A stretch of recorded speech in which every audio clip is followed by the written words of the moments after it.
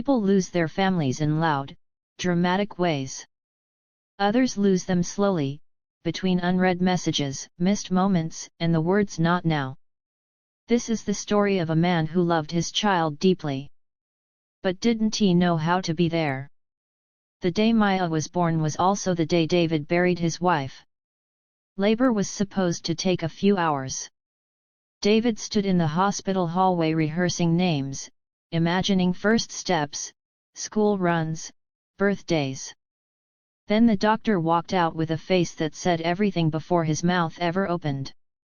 Complications. Too sudden. Too late. David walked into that room a husband, and walked out a widower holding a newborn he didn't know how to raise alone.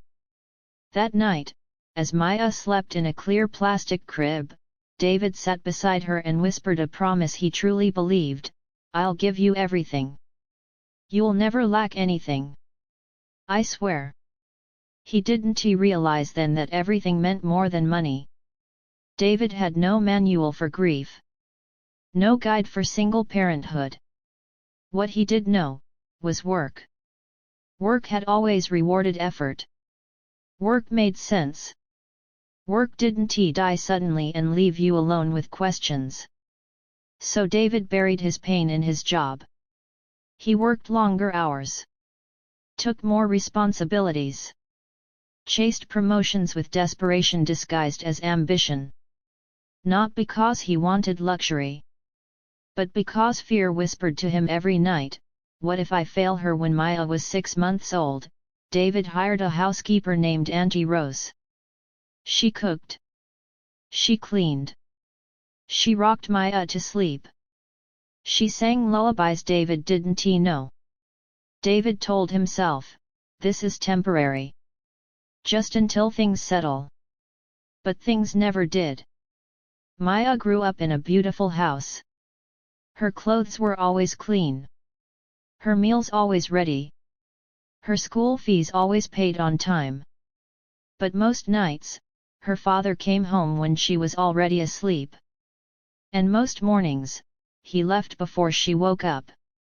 When Maya was 5, she learned not to run to the door when she heard keys.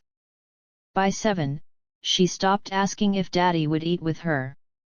By 8, she knew Auntie Rose would be the one to braid her hair and attend school meetings. David loved Maya, but love, to him, meant providing, not being present. On the rare evenings David was home early, Maya would sit beside him while he worked on his laptop. "Daddy," she'd say softly, holding her homework, "can you help me?" "Just a minute," he'd reply, not looking up. The minutes stretched. The laptop stayed open. The phone buzzed. Eventually, Maya learned to solve the problems herself or give up quietly. She learned that asking didn't change much. One day, Maya came running to him with a drawing. It showed a stick figure man and a little girl holding hands. Above them, she had written, "Me and Daddy." David smiled without really seeing it. "That's nice, sweetheart. Put it somewhere safe, okay?" She placed it on the table carefully. He never asked to see it again. Auntie Rose later found it crumpled in the trash. When Maya was 9, her school held Parents' Day. She handed the invitation to her father with both hands. "Will you come this time?" David looked at his calendar: meetings, deadlines, pressure. "I'll try," he said. She smiled. That hope carried her all week. On the day itself, Maya sat in the hall watching parents clap, laugh, and take pictures. Her chair beside her stayed empty.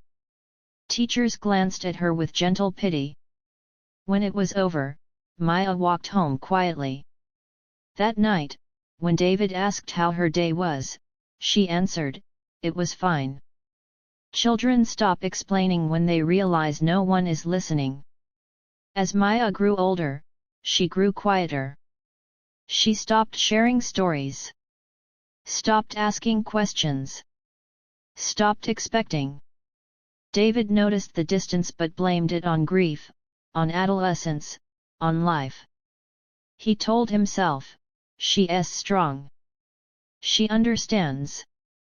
What he didn't realize was that Maya had learned independence not as a strength but as a survival skill. At 16, Maya performed in a school play. She practiced lines late into the night. She told her father about it more than once. The night of the performance, David remembered, while sitting in traffic on a work call. "I'll catch the next one," he muttered. There was no next one. Backstage, Maya changed out of her costume alone. That night, something inside her closed quietly and for good. As an adult, Maya moved far away. David helped financially. Checked in occasionally. But the relationship felt thin, formal. One day, while cleaning the house, David found an old notebook. Maya's childhood journal. Page after page broke him. "Daddy works so much. I think work is more important than me. Auntie Rose says Daddy loves me, but I wish he would show it. I don't ask him anymore. It hurts less." David sat on the floor and cried for the first time in years. He had kept his promise to provide everything. Except the one thing she needed most.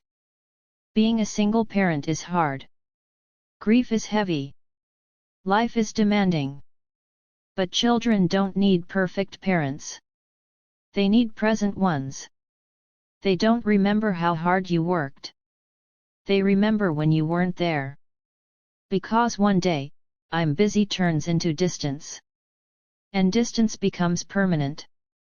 If someone you love keeps asking for your time, don't answer with later. Later is how love slowly learns to live without you.